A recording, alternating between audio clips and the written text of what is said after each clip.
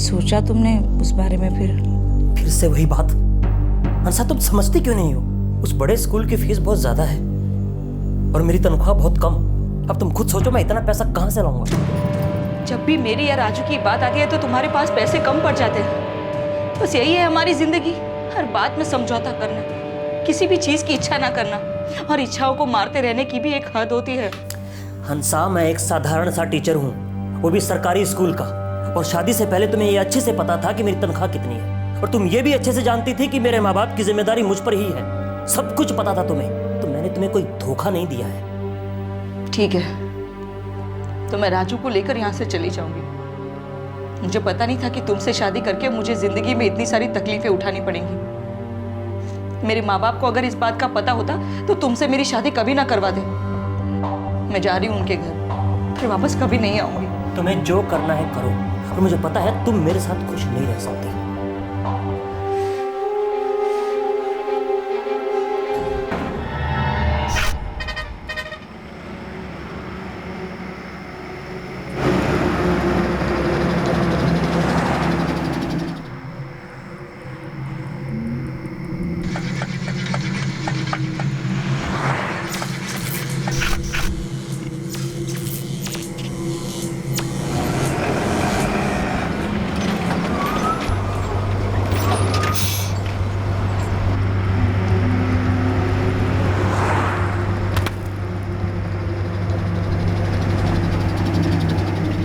अरे कालू, एक कड़क चाय पिला बेटा। रात भर गाड़ी चलानी है, सुबह तक लुमड़ी पहुंचना है। अभी लो बाबू भैया।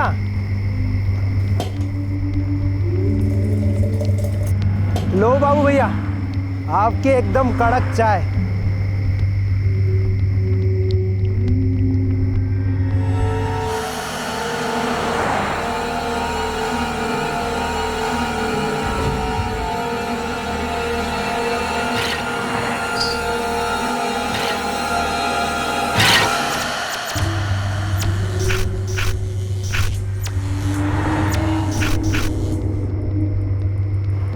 अरे कालू, हाँ,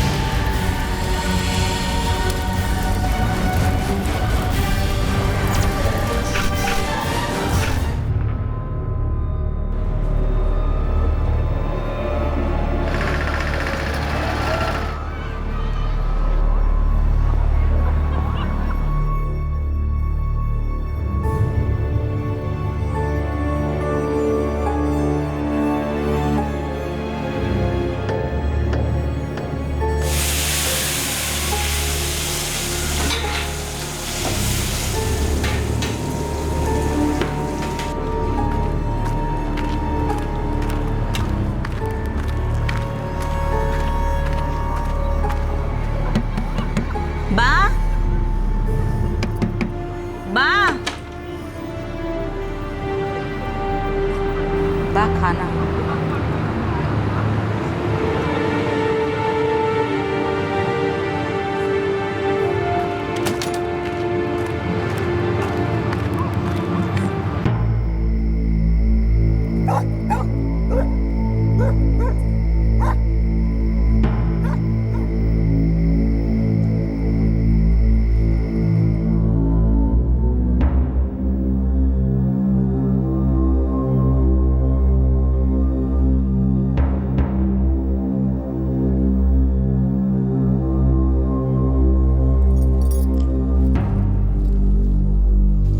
कुछ सोचा तुमने उस बारे में?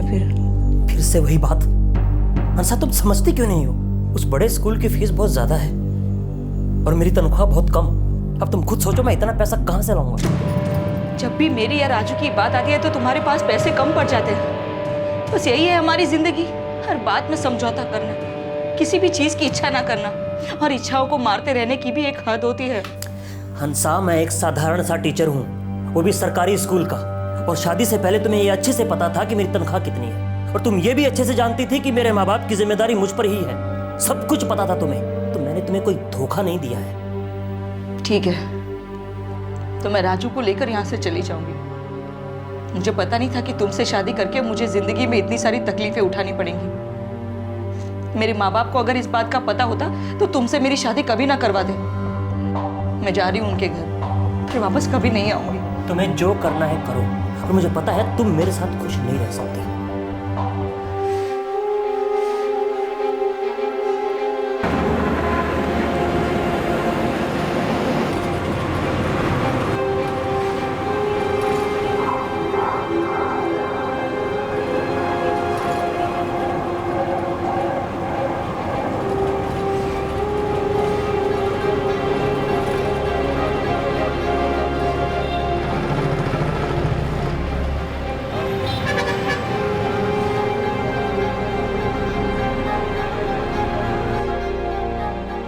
बारह 12,000 तनख्वाह है रमेश की। कट कटा के हाथ में आता है 10,500 रुपया। उसमें से 4,000 तो सीधा सास ससुर के खीसे में चला जाता है। बिजली और टेलीफोन के बिल में 2,000 जाता है।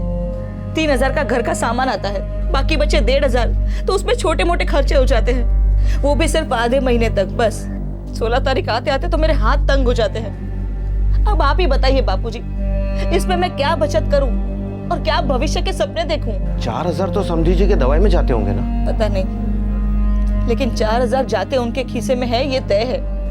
रमेश देते हैं उन्हें हर महीने। ससुर जी को पेंशन भी आती है, लेकिन उसमें से एक भी पैसा वो घर के खर्चे में नहीं देते। हंसा, हम तेरी तकलीफ समझते हैं। शांति से बैठकर इस बात का हल निकाला जा सकता है। इस तरह से घर छोड़कर आने से कुछ होगा क्या? तो तुम ही बताओ बाप, मैं क्या करूं? इनसे कहती हूँ ट्यूशन ले लो तो बोलते हैं कि स्कूल के बाद समय नहीं बचता। हंसा, तू खुद ग्रेजुएट है, तू खुद ही कोई काम ढूंढ लेना, साइड इनकम भी बन जाएगी। वो भी करने दे तो करूँ ना केयूर, उसमें भी दिक्कत है उनको। उनके माँ बाप को संभालना है, घर चलाना है। पिछले 1 साल से एक नई जोड़ी कपड़ा तक नहीं लिया राजू के लिए। मेरे लिए तो भूल ही जाओ।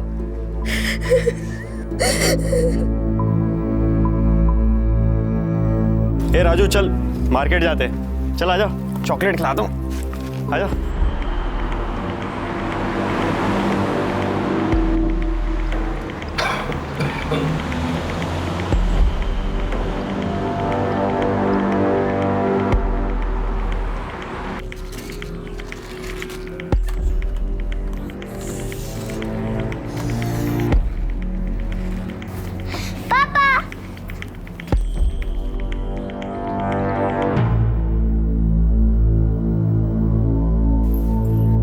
मानता हूँ संतोष भाई कि आपकी बेटी हंसा दुखी है, उसकी वजह भी मुझे मालूम है। बुरा मत मानेगा मानिक भाई, लेकिन 6 साल हो गए शादी को, लेकिन हमने हमारी बेटी को कभी खुश नहीं देखा। बापू जी सच्ची सच्ची बताइए, इसका मुझे मेरे माँ बाप से अलग रहने के लिए जोर डालना सही बात है क्या? आप खुद बुजुर्ग हैं, आप भी मानते होंगे कि एक बेटे का फर्ज होता है कि वो अपने माँ बाप की देखभाल करे। संतोष भाई, रमेश मेहनती है और इसे कोई बुरी आदत भी तो नहीं है।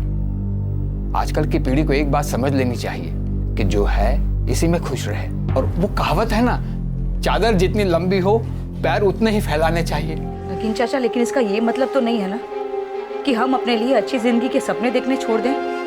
हमारे बच्चे भी उसी गरीबी, उसी तकलीफ में जिए। हर माँ बाप अपने बच्चों के बेहतर भविष्य का सोचते हैं। हंसा, मुझे राजू के भविष्य की चिंता है, पर इसके कारण मैं अपने माँ बाप को नहीं छोड़ सकता। तुम खुद सोचो, राजू कल को बड़ा होगा, वो अगर अपने बच्चों के कारण हमें छोड़ देगा तो तुम्हें कैसा लगेगा? संतोष भाई, आप तो बड़े आदमी हैं। बचपन से हंसा को जितनी सुख सुविधा आपके यहाँ मिली है वो हम उसे कभी भी नहीं दे पाएंगे। कृपा करके आप उसे समझाइए, अपना घर तोड़ने से इसे रोकिए। अब मैं और मेरी पत्नी, हम लोगों की जिंदगी अभी बची ही कितनी है। समधी जी, हम आपकी भावनाओं को समझते हैं। मैं आपसे सिर्फ विनती करती हूँ, रमेश भाई और हंसा को नई जिंदगी जीने में मदद कीजिए। मेरी बेटी सिर्फ सुविधा में नहीं पली बड़ी है, संस्कारों में भी पली बड़ी है। कोई तो बात जरूर होगी ना जो ये दुखी है। हम आपसे वादा करते हैं धीरे धीरे सब ठीक हो जाएगा। हंसा, तुम जो कर रही हो ठीक नहीं कर रही हो।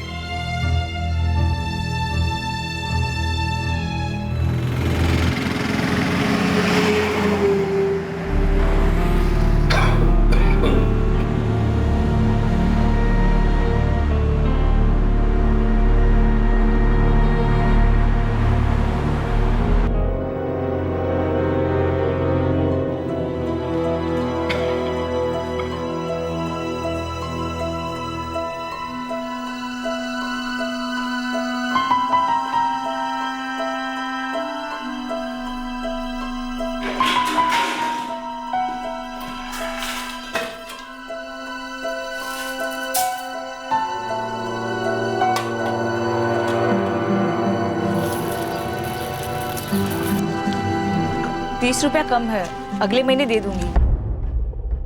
हंसा बहन, पहले का भी बहुत बाकी है, कब तक देते रहूंगा? चुका तो पाओगे नहीं कभी। पक्का अगले महीने चुका दूंगी मुर्जी भाई। रमेश की क्या लॉटरी लगने वाली है? पहले पुराना चुका दो, फिर नया ले जाओ। अभी मैं तुमको 20 की देता हूँ।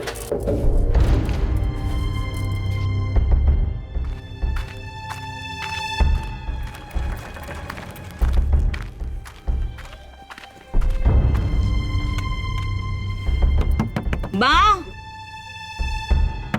बा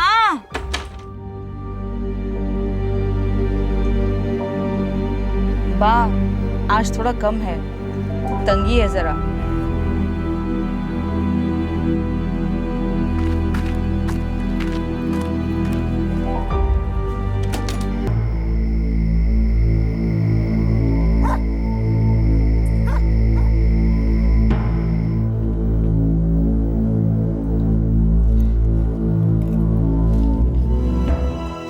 मुर्जी भाई ने उधार देना बंद कर दिया है। फिर मतलब उधार? 18 तारीख है आज। रसोई के सारे डब्बे खाली हो चुके हैं। तुम्हें कोई फर्क नहीं पड़ता ना? घर में खाने के लाले पड़ गए हैं। राजू के पैंट की डिजाइन बदल गई है सिलाई करते करते।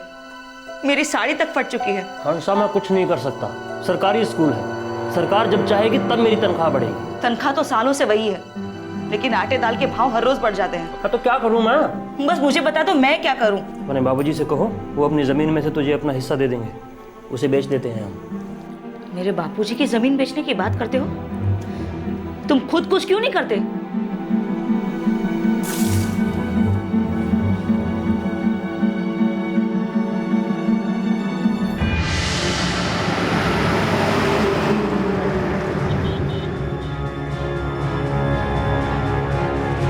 रमेश भाई, आप ऐसे हिम्मत हार जाओगे तो कैसे चलेगा? ये तो पूरी जिंदगी पड़ी है आपके आगे। क्या करूं जिग्नेश, कभी कभी लगता है या तो खुद मर जाऊं या हंसा को मार डालूं। एक सेकंड के लिए शांति नहीं है। ऐसी जिंदगी जीने से तो मर जाना ही अच्छा है।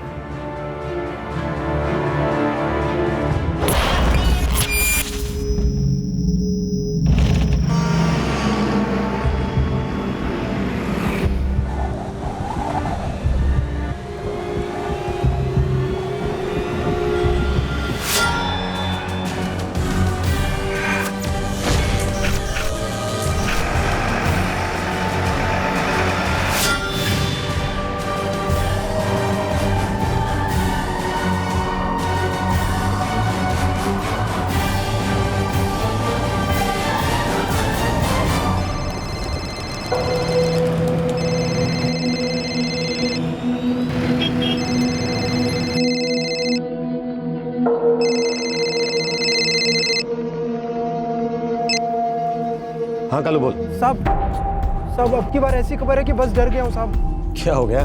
कोई भूत देख लिया क्या? हाँ साहब, ऐसा ही कुछ हुआ है। क्या हुआ? कल रात मैंने एक ट्रक में एक औरत को देखा। तो वो औरत 3 महीने पहले मर चुकी है। क्या बकवास कर रहा है? नशा वशा कर लिया है क्या? नहीं साहब, पक्का मैंने हंसा बहन को ही देखा है। कौन हंसा बहन? जेतपुर तालुका के रूपावती गांव की रहने वाली थी। 3 महीने पहले उसके पति ने उसे जलाकर मार दिया था। कल रात मैंने उसी औरत को देखा है। ठीक है, तू अपना काम कर, मैं पता करता हूँ। ठीक है साहब। सर, अहमदाबाद वाले फ्रॉड केस के पेपर्स आ गए। सौरभ अपना वो खबरी है ना कालू, वो कह रहा था कि उसने कोई भूत वूत देखा है। भूत? कह रहा था कि रूपावती गांव की एक औरत 3 महीने पहले जलकर मर गई थी, उसे वो कल दिखाई दी। एक बार जरा जेतपुर थाने में जाकर चेक करना। हंसाबेन नाम है उसका। ठीक है सर।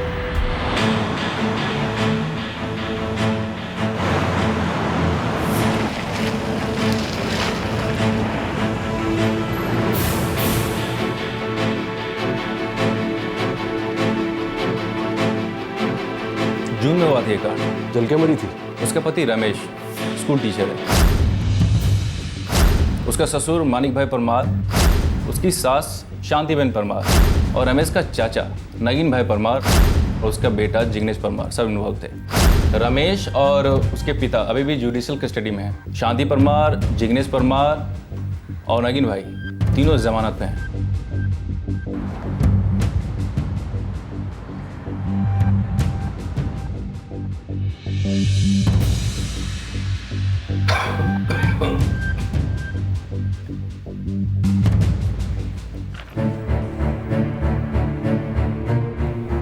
हंसा परमार जलकर मरी। उसके परिवार वालों ने चुपचाप उसका क्रियाकर्म किया और निकल गए। सर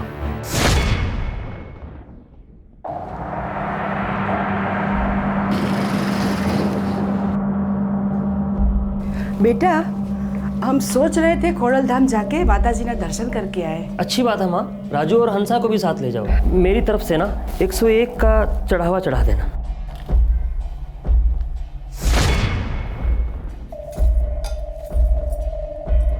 अच्छा हंसा, तुम और राजू भी खोड़ल धाम हुआ हो ना? बात जा रही है तो 101 चढ़ावे के लिए निकला है तुम्हारे पास। मैं मांगती हूँ तो कहते हो पैसे नहीं है।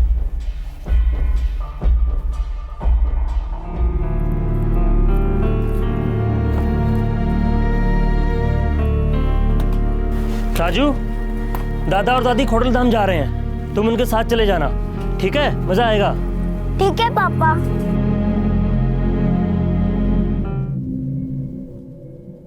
हंसा बाऊ, हंसा बाऊ, मंदिर जाइए छिए, 4 बजे तक आ जाएंगे। हाँ जी अच्छा।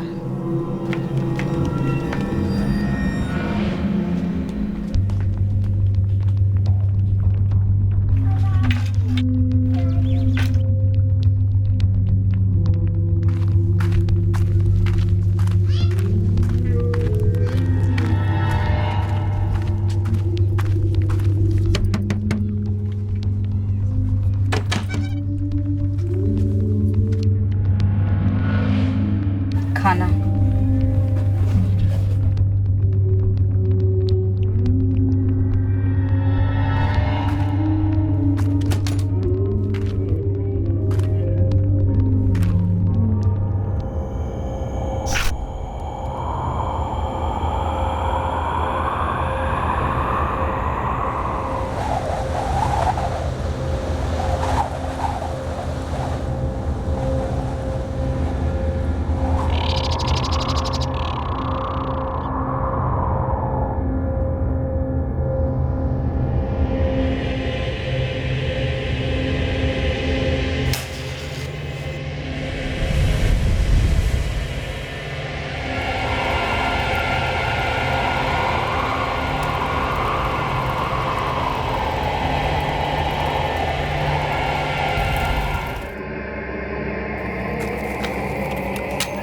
संभाल जे बेटा। मम्मी, हंसा बेटा, हंसा बेटा दरवाजा खोल। हंसा बाऊ, मम्मी, मम्मी, बेटा हंसा, हंसा बाऊ, हंसा बेटा, मम्मी, हंसा बाऊ दरवाजा खोलो। बेटा दरवाजा खोल।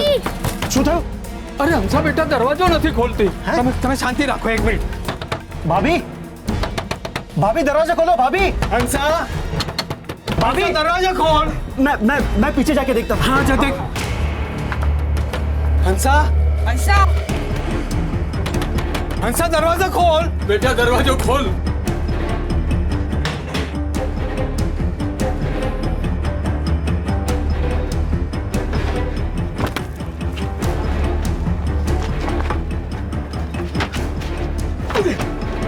भाभी, भाभी,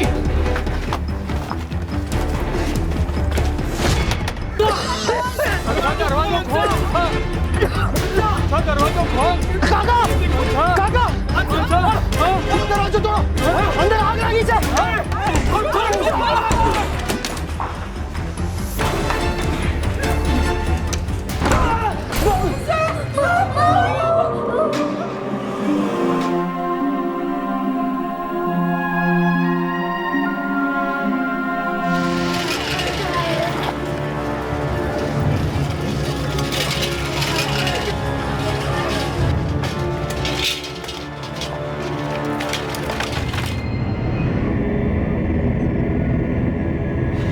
बार बार ये धमकी मत दिया करो हंसा। धमकी नहीं दे रही हूँ, एक दिन सच में जान ले लूंगी अपनी। मेरी भी कोई इच्छा नहीं बची है जीने की, और वैसे भी तुम हम सबको जीने कहाँ दे रही हो? जिस दिन मर जाऊंगी ना, तब सब रोओगे, 7 जन्म तक झेलोगे। बॉडी पूरी तरह जल चुकी है, ज्यादा देर रख नहीं सकते। बाहर बदबू फैल जाएगी तो लफड़े में पड़ जाएंगे।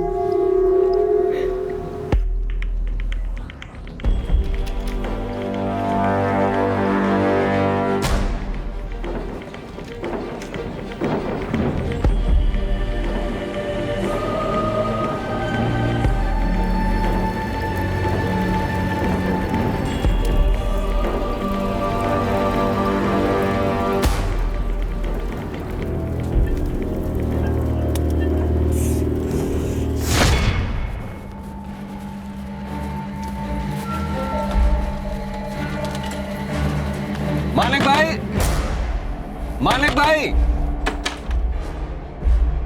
मालिक भाई, ये मैं क्या सुन रहा हूँ? बॉडी पूरी तरह से जली हुई थी, सिर्फ जला बुना मांस ही बचा था और देख पाना भी मुश्किल था केशु भाई। लेकिन अंतिम संस्कार गांव के शमशान में किया है, बात किसी से छिपी नहीं रही। केशु भाई, कोई कुछ भी छिपाना नहीं चाहता था, लेकिन लाश को और देर तक नहीं रख सकते थे। हंसा घर वालों को खबर की? जी वो रमेश भाई फोन करने ही वाले थे। हद कर दी, न हंसा घर वालों को बताया, न गांव में किसी को बताया, और अंतिम संस्कार कर दिया। दाल में जरूर कुछ काला है।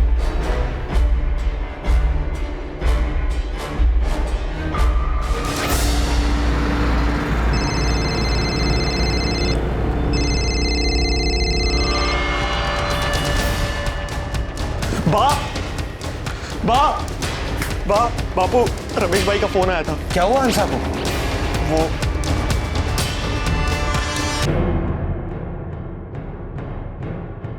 मेरी बेटी ने खुद को जला के मार दिया, और आप लोगों ने हमें बताया तक नहीं।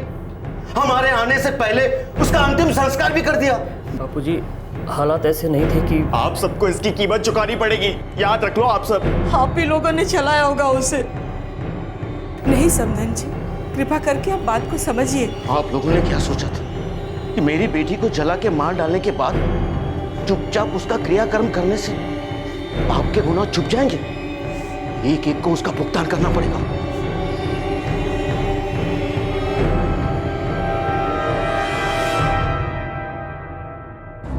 मेरा दामाद ही मेरी बेटी की मौत का जिम्मेदार है। उसे कभी कोई खुशी नहीं दी।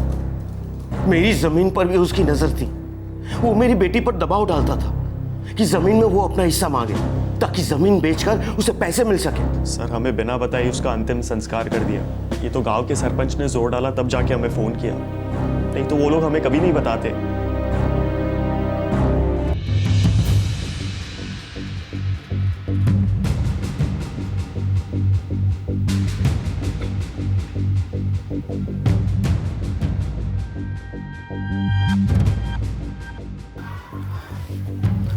लाश को सबसे पहले किसने देखा था? मैंने।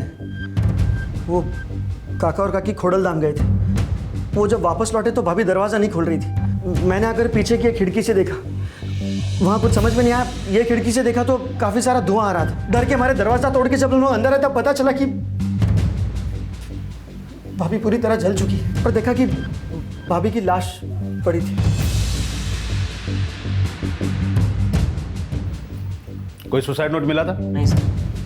होता तो तुम उसे भी जला देते, जिस तरह लाश का इतनी जल्दी क्रियाक्रम कर दिया तुमने। सच कह रहा हूँ साहब, कोई सुसाइड नोट नहीं मिला। शिक्षक बने, टीचर, तुमको इतना भी नहीं मालूम कि ऐसे मामले में लाश का पोस्टमार्टम होना बहुत जरूरी है। पर तुम लोगों ने तो अपराध की जगह पूरी साफ कर दी, सारे सबूत मिटा दिए और लाश का अंतिम संस्कार भी कर दिया। साहब बॉडी की हालत ऐसी नहीं थी कि उसे 1 घंटा भी और रखा जा सकता। ये तय करने वाले तुम लोग कौन होते हो?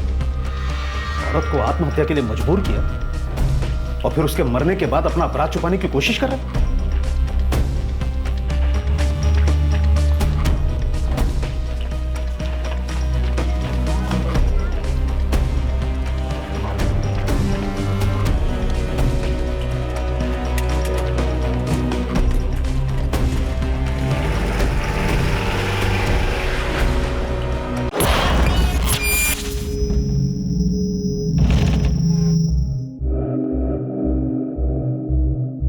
पांचों पे आत्महत्या के लिए मजबूर करने और दहेज उत्पीड़न का आरोप लगाया गया। रमेश के चाचा नगीन भाई, कजन जिग्नेश और मां शांति बहन को बेल पर छोड़ दिया गया है, जबकि रमेश और उसका बाप अभी भी जुडिशियल कस्टडी में है। केस की सुनवाई की डेट भी बहुत जल्दी आ रही है सर। और खबरी कालू कहता है कि 3 महीने पहले मरी औरत को उसने एक ट्रक में देखा।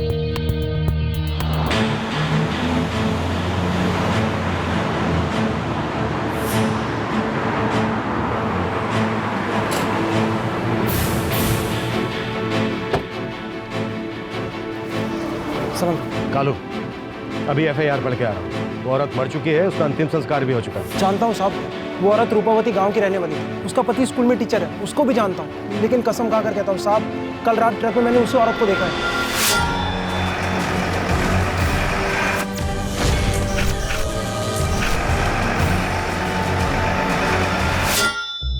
सब ट्रक ड्राइवर बाबू मैयार था। वो अक्सर यहाँ रुकता है चाय पीने के लिए।